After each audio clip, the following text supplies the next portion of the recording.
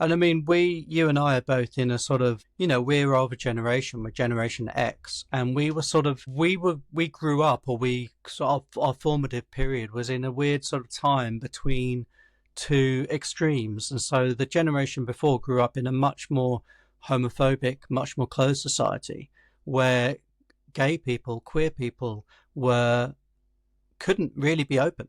They were very much demonized by society Hmm. and by the media and by laws. And then we've sort of come to this period in our lives, especially in the UK, where queer existence is celebrated a lot more than it was, where, we can live our lives in a much more open way.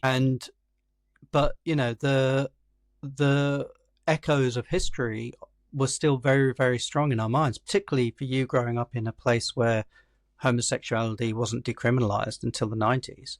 Yeah. But that those echoes of history were still so strong in our minds growing up that we know full well that during the 80s, during the AIDS pandemic, queer people, gay men particularly, were very much demonized and targeted by the media. And it was that same sort of social, what's the word, like social exclusion.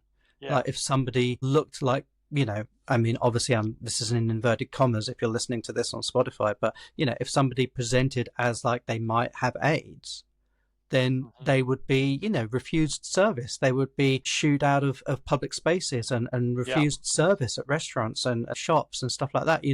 And so it feels very much like this is just a repetition of that, but this time it's trans people that And you are. know, I